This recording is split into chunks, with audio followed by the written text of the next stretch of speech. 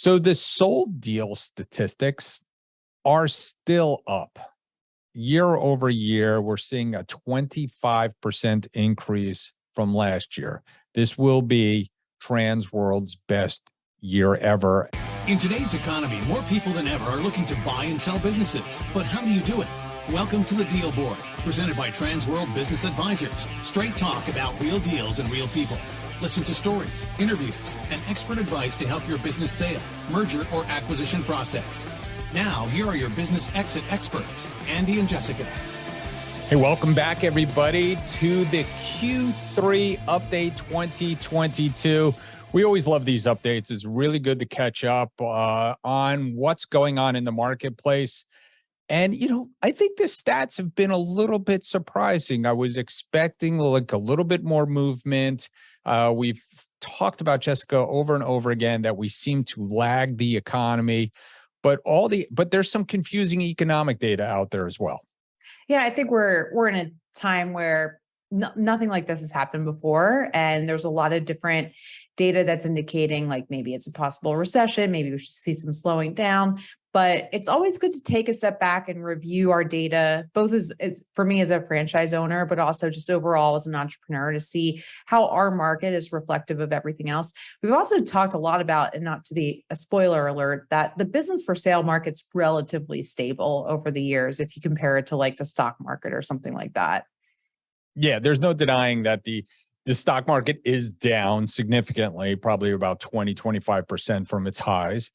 There's no doubt that there's inflation, upwards of 8% or 10% over the last few quarters, and they're trying to calm that down best they can. There's no arguing that interest rates are up. You're seeing SBA loans now, and we do have two great SBA updates along with this episode. So once we're done talking about the economy, we'll jump right into that. We'll tease that a little bit more at the end. But again, we're seeing what is maybe a stabilization of the marketplace, but there's a few surprising things kind of going into that, you would think if the market were stabilizing, we would see an increase of inventory. Yeah. And if you haven't been with us through these quarterly updates, we've been doing these, for almost 2 years now, probably, right, Andy? And if you go back and you listen to the quarterly updates from the last, I'd say 8 quarters, you'll hear us talk about just how many buyers had come to the marketplace and how many deals were getting done, and, average listing and average sold prices going up, and everything just really in the seller's favor. And I agree with you. I think the data we're going to share today is not about that's over. I think it's more stabilizing or equalizing between the buyer and the seller market. Yeah, there was a lot of pressure out there for people to buy, right? So there were people that were changing jobs, the Great Resignation, people looking to control their own destiny, perhaps after getting out of corporate America, or didn't like the way corporate America was handling their back to work policies, or the way, they just had an epiphany after sitting at home for a few months saying, you know what, I can have a better life. So there was certainly a lot of money also in the marketplace. SBA was still lending. The corporations had record profits and balance sheets. And so they're out acquiring. And of course, the private equity groups, family offices, strategic buyers, all very active, which made for a very, very heated market. But I think what we've seen, and we'll talk about it right now, that it hasn't cooled off all that much.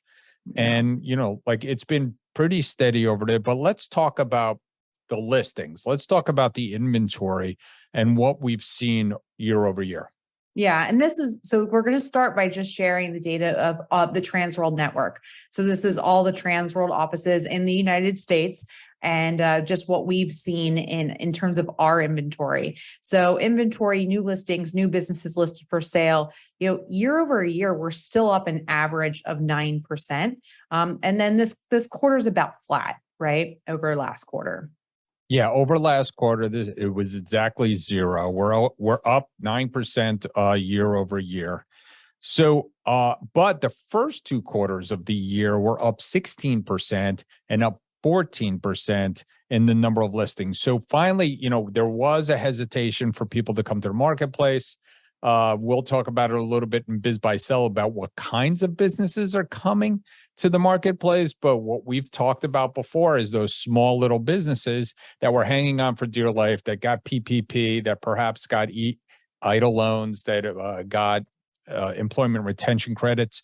We're deciding to hold on to the businesses. Now we're seeing them come to the marketplace, but it's not ballooning.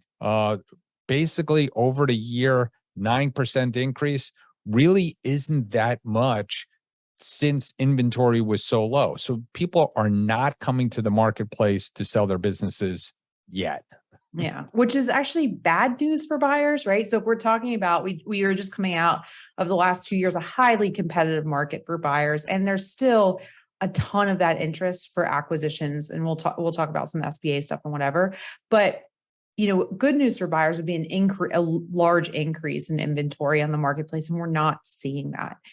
So that's part of that stabilization effect. Is there may be some less buyers out there and less financing options, and interest rates are higher, but we're also not seeing a flood of businesses to the market. And businesses for sale is just like any other economic marketplace, supply and demand. And if that's equal, then we're sitting in an equal spot. So I think, new listings, it's been pretty flat. We're seeing still an average of, businesses come to the marketplace, not that big bubble that we've been predicting for, 3 years with the baby boomers, right? It's just been like a steady trickle. It hasn't been this big flood of businesses to the marketplace like we expected.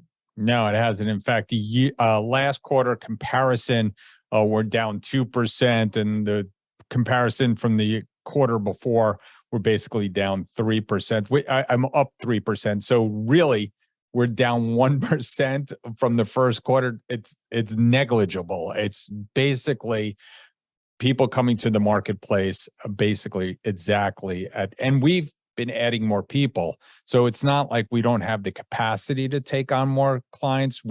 We are actively looking for more clients, and we have much less inventory than we did back in 2019, which we've talked about in 2018, before the pandemic started. So inventory remains low. Yeah. So let's talk about prices then. Yeah. So then let's talk about the next thing that mostly buyers will care about, but some sellers too, is the average listing price. And we are seeing the average listing price is still increasing. So average listing price year over year to date is up about 15%. And third quarter over third quarter from last year is up 7%. So still slight rises in the average listing price of businesses coming to market. Again, not a big jump like we had been seeing in some previous quarters or some previous months. Yeah, in the previous 2 quarters, last quarter after the second quarter, we had a jump of 32%, and that was up from a jump of 17% in the first quarter. So if anything, we're starting to see the curve kind of come down, which is nice, right? So I think that's what the Fed wants. The Fed's been, raising interest rates to try to cool things down. Maybe this is showing that, and we've talked about it, the inflation, the supply chain issues, it's got to be impacting people's bottom lines. The increase in labor costs, all those things are starting to chew away at the earnings of some small businesses. Therefore, it's cooling off. But again, inventory low. And what happens when inventory is low? Prices go high. Yeah. Prices go high. So we're still up 7% now. Compared to last quarter, the listing price went down 4%. And that is the first kind of red negative number that we've seen in a very long time in quarter comparisons, but it was up 10% from the first quarter. So we're still not even at the beginning of 2022. We're still 6%, up, and year over year average is 15% up. It's still high. It's still high. And I think I agree with you, Andy. I think these are like the very beginning indicators of like hitting that peak, right? So maybe we're not over the hump yet, but it's slowing down in terms of acceleration. And this, we have to remember too, and for our listeners to remember that listing price is a function of earnings of the business, right? Just to remind everybody on valuation lesson, the price or how much your business is worth a multiple to earnings. So you can look at this data too and say, hey, this is an indication of our businesses earning less money or less revenue, and how is inflation affecting them and things like that. So, Right. I know we're going to share some data from BizBuySale about some of that in depth with revenue and earnings, but also as an indication from the Transworld side. But again, cooling off, we're starting to see slight dips from last quarter, but nothing really shocking at this point. So, yeah. So the buyer demand has stayed very consistent. We are still seeing a lot of buyers come to the marketplace. I don't think the inquiries have gone down very much at all. We still have a lot of money chasing money. Again, in our SBA report, you'll hear that the banks are very aggressively still wanting to finance these deals, but they are getting a little bit more careful about how they're financing these deals. So the sold deal statistics are still up. Year over year, we're seeing a 25% increase from last year. This will be Transworld's best year ever as far as the number of deals that we are going to. So we're still up almost 25% year over year.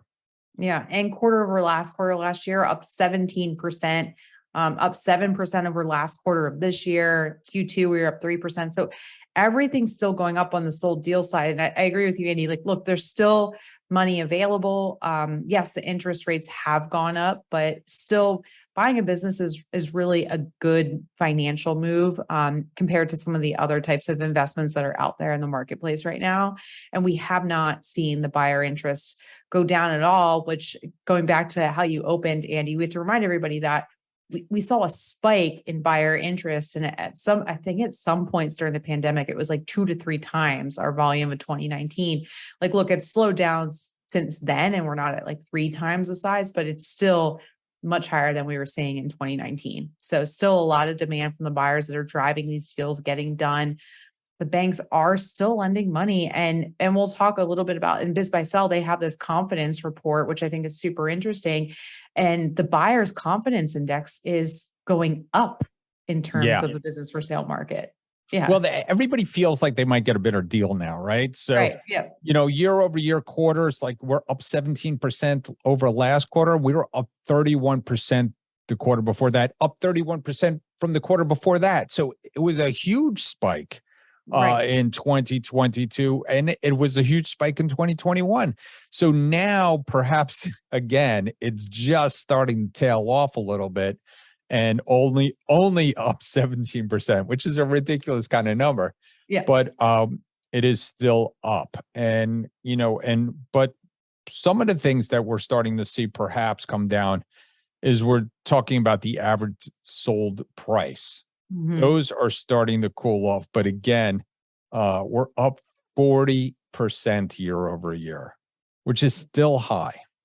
Still very high. And actually, quarter over quarter last year, you say is cooling off, but we're up 79% quarter over the same quarter last year. We're up 9% over Q2 numbers for this year.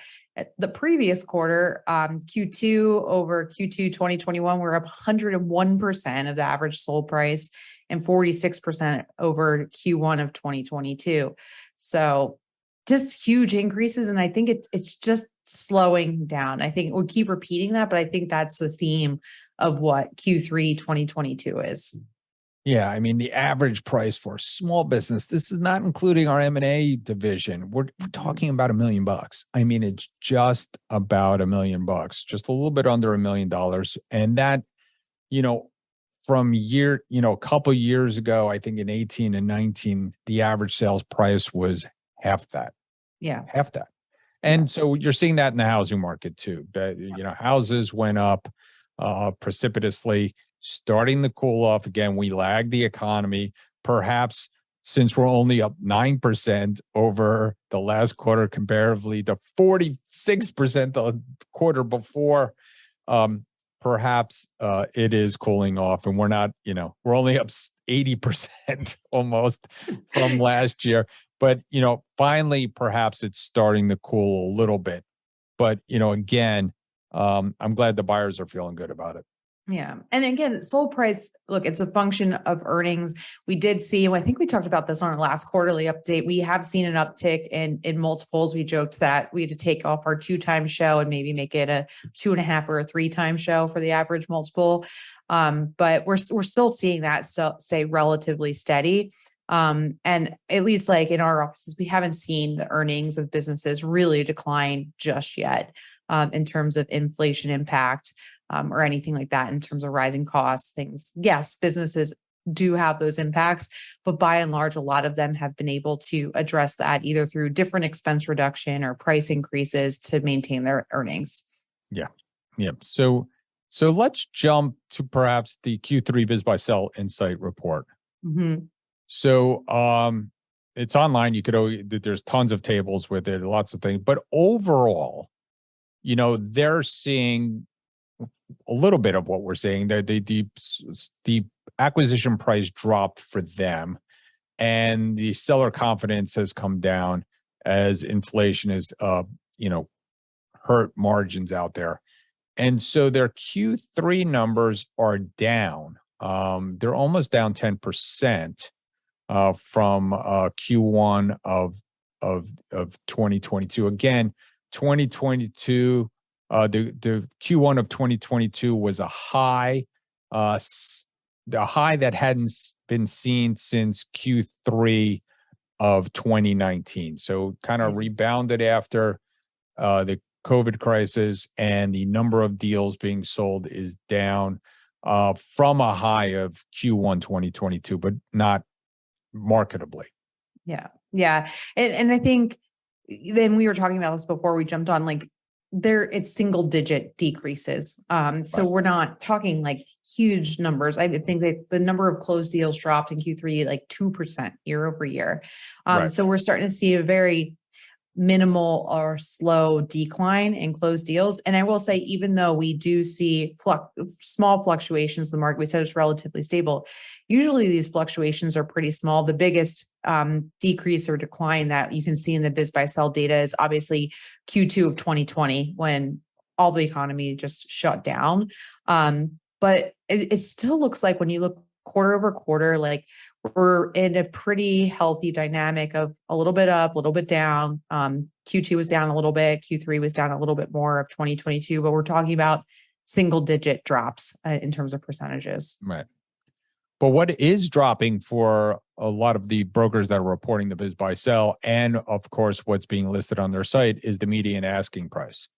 Yes. So the asking price has come down 13% a year over year. And the sale price came down 14% respectively.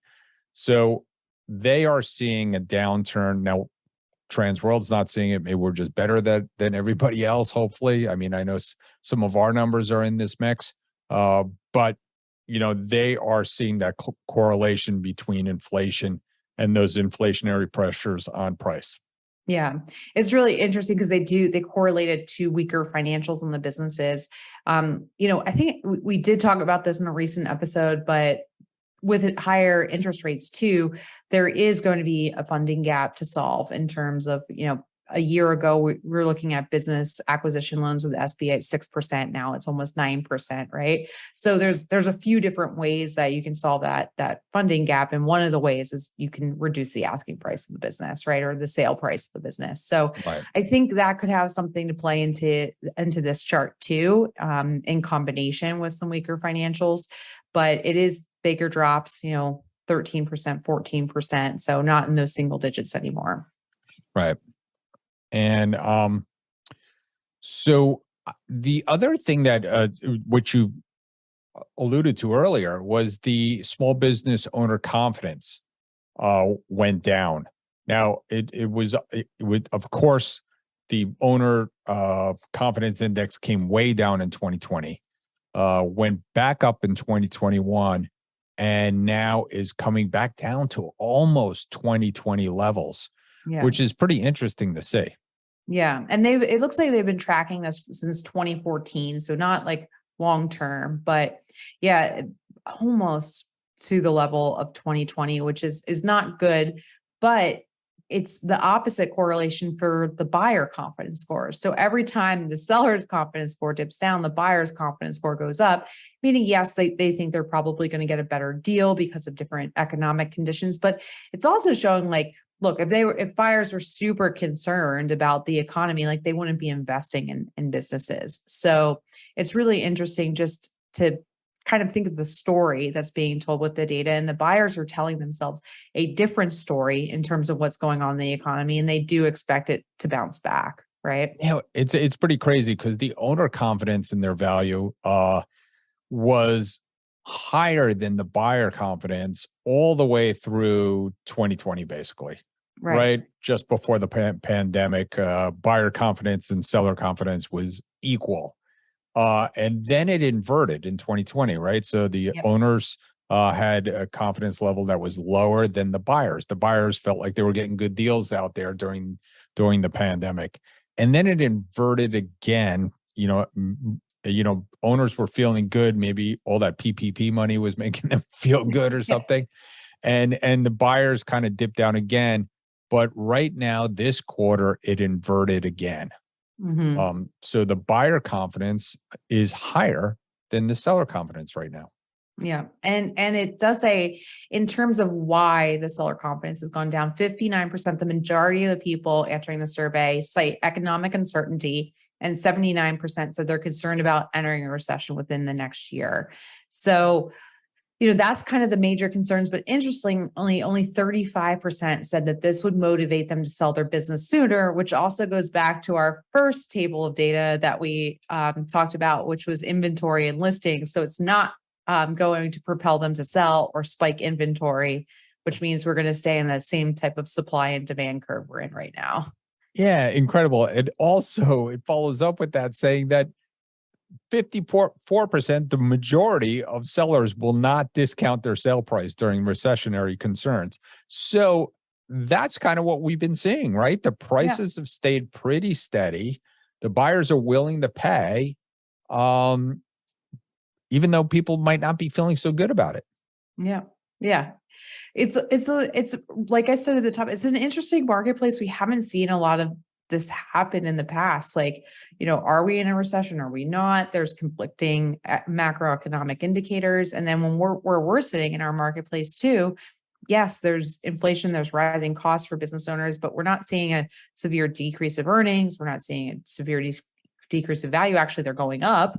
And cost of capital is higher, but we're still seeing tons of capital available. So, Right. And back to the multiples, we always talked about two times, and then we reported for the first time that Transworld was selling things over three times. Our competitors are behind us by almost a half a time. But that has been rising on BizBuySale with a small dip in obviously a low in Q1 of 2020, rose right up through almost Q4 of 2021, and now has been a little bit wobbly, but not again. It hasn't come down very much. It's still at 2.5, and it was almost 2.35 back in 2020. So really, even during the pandemic, it didn't go down. yeah.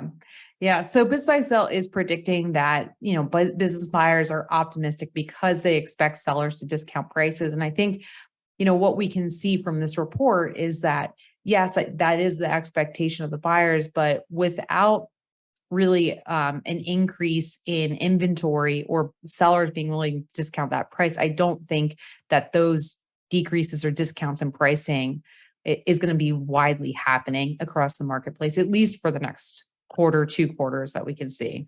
No, inventory still rules the game. And if there is a scarcity of good businesses, which you and I know that there is a scarcity, I can't tell you how many people approach me on a weekly basis looking to buy a good business. And it's, I have to give them the same speech every day about how aggressive they have to approach the marketplace. And, sometimes I get, stares of disbelief, and I'm like, okay, go out there and try it for a little while and see, call me back when you're ready to put an offer on something quickly because that's what it's going to take. Yeah. I mean, we've joked on this show for years now that we always get emails, and I'll repeat the generic email in case someone's listening who hasn't heard it before. I'm looking for a business that's generating strong earnings, consistent earnings with recurring revenue. That's an owner absentee model. What do you have for me for sale? And our answer is always like, we don't have anything. Those businesses are all, when they come in the market, they're under contract like this, right? Yeah, they rarely exist too. I mean, you always have to work in a business, but like you said, a business that gets an A on its report card across their report card just doesn't exist, and it's very difficult to say. But speaking of businesses that were kind of people were getting away from, like restaurants, like fitness, as we have reported in some of our sold statistics, BizBuySale has a big article right here in their industry report that the restaurant industry is coming back.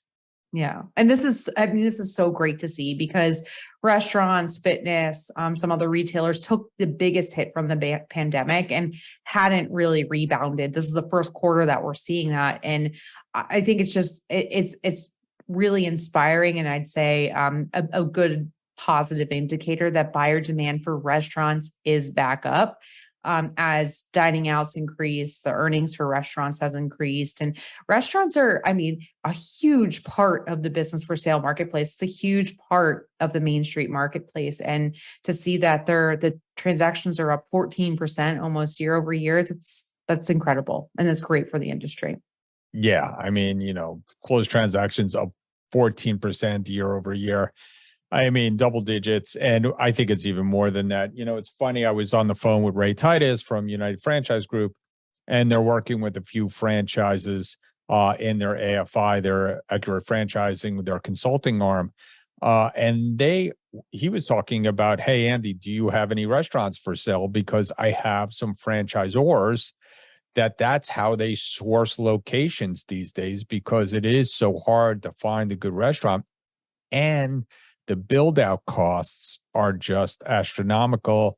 The supply chain issues haven't completely abated yet. So buying a second generation restaurant, which I think we've talked about on this show several times, is still a really good option. And I think that's part of this demand. Yeah.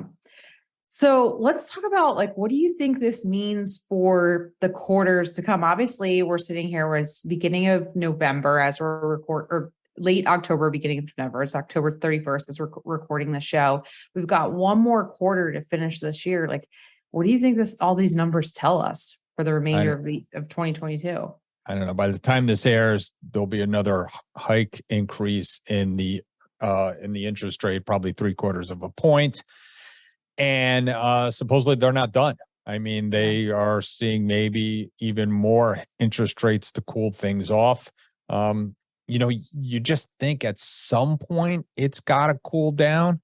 I do think we should start seeing, and we've been predicting this quarter after quarter, and I think it'll happen, maybe not after the fourth quarter, because, the holidays sometimes get business owners lazy about putting their business on for sale. Mm-hmm. But I'm thinking in the first quarter of next year, the 2023, as this, we will start seeing the baby boomers coming to the marketplace. I think we can see 10 to 15% increase in our listings, and perhaps getting up over 20% by the end of the year next year. Yeah. It's just a timing thing, right? So a lot of the baby boomers, and we did talk about this during some of our pandemic recap shows, that we track what is the reason for sale. And we were seeing a lot of people selling for retirement before the pandemic. That group backed off during the pandemic and did not list their businesses for sale, but they've just gotten 2-3 years older, right? So there's a timing issue where they're starting to hit. I think the mid baby boomers are going to start to hit the peak of their Social Security the peak of what they're able to take out of Social Security, and that kind of can trigger sometimes is like, hey, now's the time. So I do agree 2023 could look like that. And then obviously, like we just discussed, if we've got a rise in inventory and we see these other pressures, that it could tip the scales in the other direction. However, we still haven't seen this buyer inquiries slow down. So in terms of the other side of the marketplace, I know back in 2018 and 2019, we had expressed some concern of like, hey, who's going to buy all these baby boomer businesses? But that solution's kind of been defined over the last 2 years. Yeah, I don't think buyer demand will ever go down, right? Why? And for a few reasons. Number one, we're getting better at this. And I'm just talking a general Transworld, business brokers are getting better at going out there and showing people the opportunity of buying a business. And I think that idea will continue to flourish, and people will come out of school, and we're seeing young people coming out of school wanting to buy businesses. They're coming out of their MBA programs and ready to buy a business, and they have a pledge fund or a search fund, and we're seeing more and more of that. And I think corporations are getting better at the idea of that the easier way to get market share is to perhaps buy it, even on small business. So I think all those things will continue to drive the buyer marketplace. What I think will happen is that, again, sellers must come to the market at some point. We will see more sellers come to the marketplace in 2023. And I think it will continue to be a good marketplace for people to sell their businesses, again, because we're getting more efficient at this, and we're getting the data. Just us having this podcast and us having these industry reports is starting to compress that gap between a listing price and a sale price. We're starting to see the market self-true itself. And so I think we'll continue to have people be able to sell their businesses. And we keep working on technology that makes it easier as well. Yeah. Yeah. And there's things you can do for yourself too. If you're a seller, a couple months ago, we did a 2-part series on how to prepare your business for sale. Andy and I alluded to this. If you have a desirable business for sale, you have one that has strong earnings, consistent earnings, you're not involved in the day-to-day business. It doesn't matter what the market's doing. Those businesses always sell. They always sell for a healthy multiple, and you have nothing to worry about. So if you want to set yourself apart, go back, listen to a few of those shows, and you can set yourself apart from the competitors in terms of businesses like yours that are for sale in the marketplace. Yeah, just keep good books and records, folks. I mean, we've said it 1,000 times too. There's no excuse for it. We're just wrestling with a business today or yesterday. This is a multi-unit, it happens to be a restaurant chain that really should have better books and records. I mean, basically the way businesses are set up, they should be computerized. Those computerized reports should be well up to date. And if everybody stopped monkeying with their inventory and the way they kind of take in the revenues, I think we'll all be in better shape. And again, things are going to continue to bubble up out there. There's just a lot of information out there about how to buy and sell businesses. And I think, Transworld will continue. We're in almost every single state in the union, except I think 2 now. And we will continue to build out our network and be able to handle those sales for people. And we're doing, I think, a better job than most. Definitely. So we've got 2 other great interviews for you today, talking about SBA financing, and obviously financing and interest rates is another big topic on how to acquire businesses right now, but important for sellers to know too about what's going on in that area of the business. And then, as always, we've got a great deal of the week and a great listing of the week. Yeah, we have Tammy Youst from Centennial Bank, who's been in this business for a long time. She doesn't want to admit it, and but she's been a great help to us over the years, doing a lot of business in the Southeast United States. And then Kenny Proske. Kenny is a loan broker who just knows the business very, very well. Able to work deals, being able to find funds from even non-SBA lenders. So Kenny does a great job at that, and he's very interesting to talk to as well. Awesome. Well, let's jump in. We hope you enjoy the show. Let's do it. Hey, Jessica, you know what time it is? Money time? Almost. It's time for listing of the week. Hey, we're back, and it is listing of the week, and we are talking to Julie Smith from Transworld Business Advisors of Oregon. We're out here in a beautiful Oregon day. Gorgeous day. It is a gorgeous day, and you have a great listing, so tell us about it. Yes, we do, and I can't wait to share. So this is a husband-wife team that are working a design center, hard surface design center, that's everything from cabinets to countertops to floors, tile backsplash, and you don't need to know this stuff to kill it in this industry. And they are making about $300,000 in cash flow SDE. We've got it listed for $499, and you don't even need to understand CAD design or color choices. Most of it is just customers coming in, telling you what you like, seeing what you have, and going from there. And the fact that they can do this without employees, but you could hire people if you wanted, they're subbing out all of their installs, and they think you could just make even $80,000 more a year just doing the installs, having it in-house. Right. Do So that. there's plenty of upside in this business. Do you have financing? It's been pre-approved, or pre-qualified, pardon. Right. But it's, so far we're just waiting for the buyers. So you're just looking for take maybe advantage. this is great for a partnership, right? Exactly. And it could be someone who has a background in contractor work or design work, or someone who's just passionate about it. Yeah, it could be an add-on for a construction company, right? Yeah, it could be like your next remodel show guy, couple. Or who knows? Get a TV show out of it. There you go. Excellent. Anyway, so it's a great opportunity. Excellent opportunity. So what's the best way to get in touch with you if somebody wants to learn more? Julie Smith, and it's the letter J Smith at tworld.com. Sounds like a great deal. Good luck. Thanks so much, Andy. Hey, welcome back, everybody. And we are talking third quarter update. We are in the fourth quarter, Kenny, and we were with Kenny Proske from Main Street Funding. Kenny does a lot of deals across the nation. He is known as the guru of getting deals done. So he gets those tough deals done. And so, Kenny, what are you seeing out there? It's still busy. Right. There is kind of a little bit of a shift. What we're seeing is that a lot of people that maybe had jobs before, they're a little bit worried about their jobs. And so they're possibly thinking, you know what, maybe I'm going to take this into my own hands and I'm going to buy a business. Because I'm seeing a lot of corporate people that have never owned a business, but now want one. And, I talk to them, and that's the thing, is that they're a little bit worried about their job. I'm also starting to see a lot more franchises because they are the same thing. Hey, I'm going to buy a business in a box and I want it, I'm going to get all the help I need. Right. And so, people are concerned about the economy. They're concerned about the rates. But what we do is we walk them through the process of, the interest rates and how, there's a cost of doing business. And if they're making the right decisions and making more money, it's just, par for the course. And actually rates right now are kind of where they were 3 years ago. It's really, still, the rates are still really good to own the business. Around 6 to 7%, or, obviously if they do something, but there was a time where we were over 10.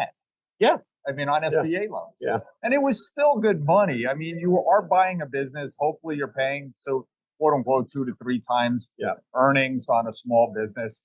And that's pretty affordable still, that interest rate. So, absolutely. So I think, we will continue to see buyers out there.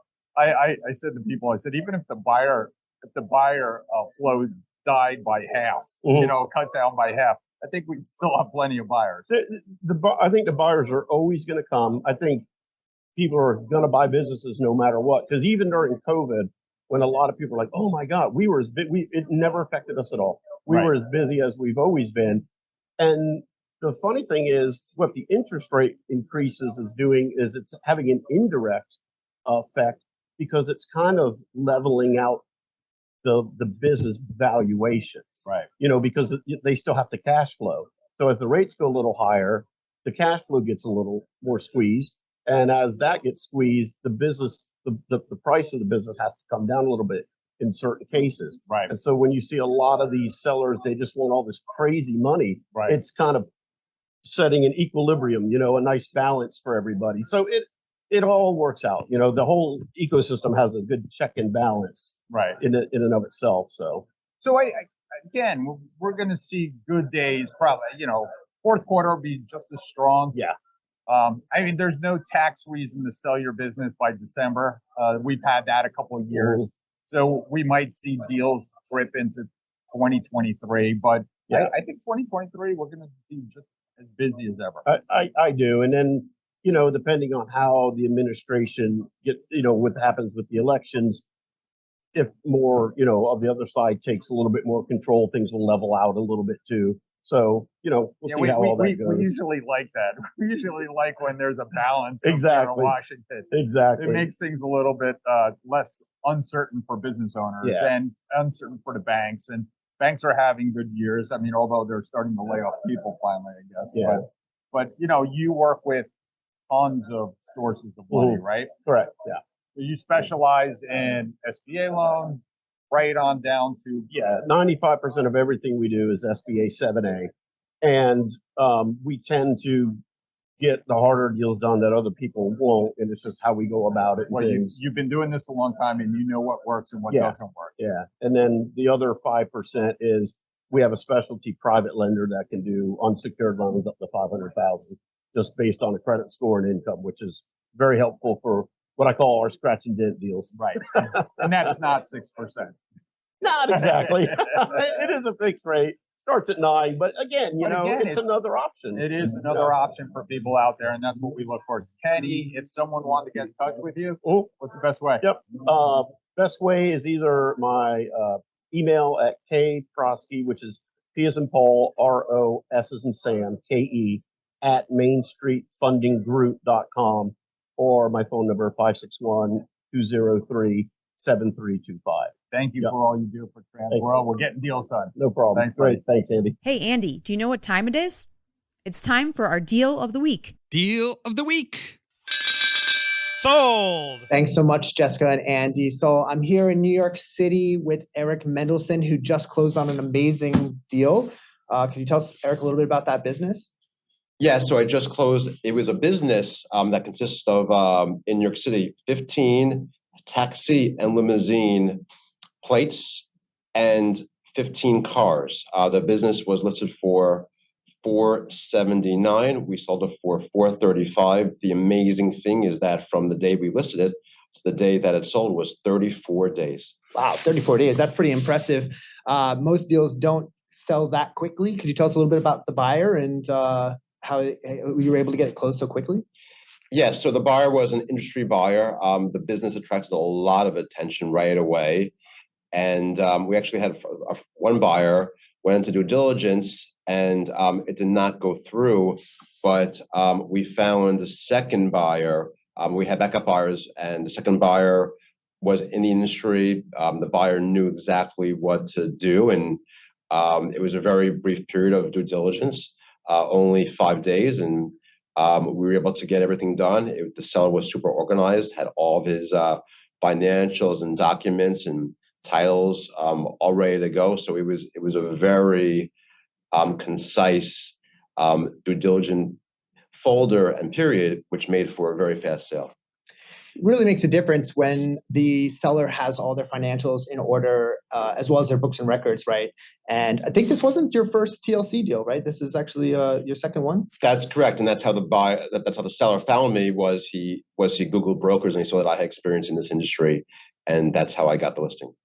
Excellent. And so if people wanted to get in touch with you, how would they be able to do that? Sure. My name is Eric Mendelsohn. I'm from the New York office of Transworld. My cell phone is 516-840-3516. And my email is emendelsohn, EMENDELSOHN @tworld.com. Thanks so much. Back to you, Andy and Jessica.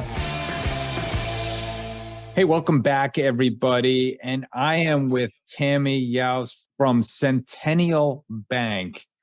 Great partner to Transworld, has been one of our lenders. We won't say how long, Tammy, because we want to try to keep it that we haven't been working together for decades, but we have. So, Tammy, welcome. And how are things in the SBA world? Things are moving along. Things are getting excited. The new SOP comes out October 1st, as it does every year. There is some good and bad. I'll go over both and try to keep it on a positive note. Yeah, right. So, well, here's the good news. In past years, we've sometimes been in September and they ran out of money and they stopped lending. So at least we're not there, right? Correct. Yeah. They've actually, because of PPP and EIDL and the funds that were needed, they reallocated those funds into the 7A program for the unused portion. So that was helpful. Well, that's great. So tell us what's in the new SOP that, is good and bad. Well, the new SOP, I think in the past, well, for many years, the allowable rate that a bank could charge was prime plus 2.75. They just increased that to prime plus 3%. So now a lender can charge up to prime plus 3%. The offset to that, and the good news is they just reduced the SBA guarantee fee. So in the past, the guaranteed portion of the loan was 75%, and the guarantee fee was between 3 and 3.75%. The good news is any loan of $500,000 or less has zero guarantee fee. So you're saving 3% there. Up to $1 million, and I might even have to go to my cheat sheet because I just got this. Loans from $500,000 to $700,000, you only pay 55 basis points. So a little over 0.5%. From 700 to $1 million, 1.05%. So you're saving over 2.5% in the guarantee fee. Now loans over $1 million go back to the 3.5 and 3.75 over $1 million up to $5 million. So I think that's good news. A lot of the business acquisitions we're seeing are below that $1 million threshold. So you're going to fall within that 1% or less for the guarantee fee. So that 0.25% interest rate increase, you're going to save that well over the 2% reduction in the fee. Yeah, that's about $30,000 if you were to get a full $1 million loan, 20 something $1,000. So that's a lot of money. Especially when they're, throwing it in there, and especially since interest rates are probably going to go up again. Well, that's the talk on the street. I try not to listen to them. Again, I stay positive. And another thing that you need to realize, as the interest rates are climbing, the interest rate does not set on an adjustable loan until you actually get the SBA authorization. So you may have a commitment letter from your lender that says prime plus 2 to 3% adjusting quarterly. Until they put that loan into the SBA system and get an SBA assigned loan number, that's when your rate sets.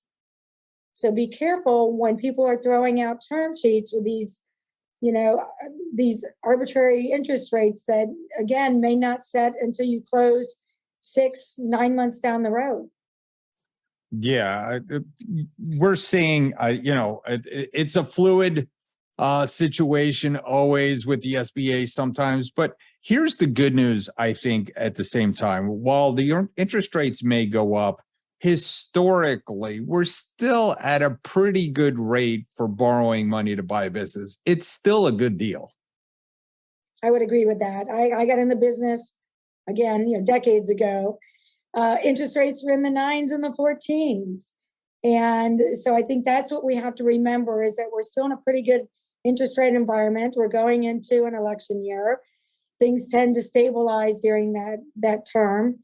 And things are always subject to change. So you need to be prepared. And that's why when I perform a pre-screen analysis and I ask for 2 or 3 year projections, I do a 2% interest rate risk rating to make sure that buyer gets into that business and a year down the road, they're not upside down. We show them the risk rating of the 2%, and hopefully it doesn't get that high, but we try to prevent anything that could go wrong. Yeah, I mean, obviously the banks are being aggressive these days, but still conservative. And I was in a meeting today talking to somebody who was in the home building / apartment building business. And they, are looking twice at deals these days. So I think that, maybe the go-go days of, 2020 and 2021, when they're there's tons of PPP money, tons of idle loans flying out there. The banking system really didn't pause too much during COVID. In fact, you said you were so busy, but on top of, SBA loans, 7A loans, record rates of SBA loans, maybe things will calm down a little bit now, and they're going to just look a little bit more carefully at deals. I'm torn. I agree and disagree. I'm seeing more deals, business acquisition, sellers trying to sell their business. And, I've made this comment in several meetings where I know that the BLI includes owner benefit, and you have to be careful with that because the owner benefit may be a little bit more based on a distribution they took because of PPP money. So you have to be careful to back that out of your owner's benefit, that distribution amount or that owner's benefit is going to be less because they're not going to have that reoccurring revenue going forward. So I back that out of all of my pre-screens. I know that a lot of the business advisors, growl at me about that, but that's the reality. You have to present a realistic cash flow and a realistic owner benefit to that new buyer. Yeah, and we're winding up 2021. So 2021 numbers are going to be way more important than 2020's, of course, right? Correct. And we're discounting. We know that if you look at a business valuation today, or you're conducting a debt service coverage pre-screen, that the 2019 is going to be weak.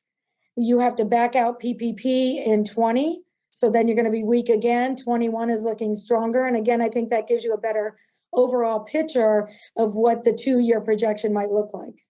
Right. So certainly the valuation experts out there had their hands full over the last 24 months trying to unwind all this stuff. But businesses, especially in your footprint, and tell us again where Centennial is landing. We're in the southeast of the United States. We're in Arkansas, Alabama, Florida, Texas. We'll do some things in our neighboring states, Tennessee and Georgia, but we try to stay in our little niche. I'm located in Tampa, Florida. And so I actually conduct a lot of meetings here and training for business advisors in the area. So obviously it's pretty busy in those states because we always have had population gain, but it seems to be stepped up a little bit over the last couple of years. You're seeing a lot of people move to the area, of course. Florida is a destination state, and you're seeing more and more of that. And people that come here, they want to buy a business, they want to start a franchise. I'm seeing the franchise loan. I mean, I'm getting more franchise deal than I am business acquisitions today. Wow. Mm-hmm. Yeah, franchising is very popular. Obviously, we do a lot of it here at Transworld. Right. So franchising is very popular, and Centennial's been doing a good job of getting the money out there. And you have a good team, Tammy, and we really appreciate what you do. You have the ability to pre-screen deals and look at deals and quote unquote pre-screen them. I hate the word pre-qualified because they're not qualified yet. Correct. Yes, I agree with you. Right. My office is in Tampa. Our processing center is in Tampa for the entire bank. So the packagers, the underwriters, the closers, they all work and report right up to me. And I get out there with my loan officers and, I never ask anyone to do anything I'm not willing to do myself. So if a broker needs me to call on a customer with them to provide a pre-screen or an analysis, I'm happy to do so. And I appreciate the feedback and the opportunity. Yeah, I think we're going to have a good 2023 go rolling into the year. It's going to be, I think it'll be the little of the exuberance is kind of going to calm down. But like you said, there's still a lot of sellers that need to sell. Yes. And we need to start pushing some real estate. They all want to keep the real estate and lease back to the buyer. And that's good for them. But sometimes it really kills the cash flow when you have to look at a deal for 10 years versus 25. So sometimes you have to push that seller into that next, if you want that much of goodwill, you need to give something to support it, which is the longer term. Yeah, I think you'll see more of that as we move forward, perhaps as real estate prices somewhat slow down a little bit and people say, well, maybe I should get my money out. where I'm either near the top of the market or at the top of the market. So I think we'll see that moving forward. Tammy, this has been great. What's the best way to get in touch with you if somebody wants to work with your team? You can reach me directly. Our website is my100bank.com, my100bank.com. And I am TYOUST at my100bank.com, or call my cell phone. It's always on at 813-625-1288. I really appreciate all your partnerships, the Transworld, the BBF, the IBBA, everything you do for the industry. Thank you so much. My pleasure. Thank you. Hey, Jessica, you know what time it is? Money time? Almost. It's time for listing of the week. Hey, welcome back, everybody. It is listing of the week, and we have Dan Walkowski from Transworld Business Advisors of Portland. You have a nice listing, a furniture store, right? Yeah, it's a design-centered furniture store, kind of upscale, and it's been in business since 2006. And the owner, she owns the building as well as the store. It's listed for $1.75 million. It's got about just under $300K of inventory with that, about $53K of FF&E, and it makes about $380,000 in SDE. Nice. It sounds like a good business. Did you get it SBA pre-qualified with the SBA pre-qualified, Pacific West Bank? Excellent. Our sponsors here today. We are here at Pacific West Bank today. So it sounds like a good listing. If somebody wants to get in touch with you, what's the best way? Walkowski at tworld.com, or you can reach me direct at 503-880-8970. All right, great. Thanks for coming in today. Thanks for tuning into the show today. If you like the podcast, share it with your friends on social media. And don't forget to subscribe and leave us a review on your favorite podcasting app. If you have questions, would like to appear, or have suggestions for topics for the show, get in contact with us through our website, thedealboardpodcast.com.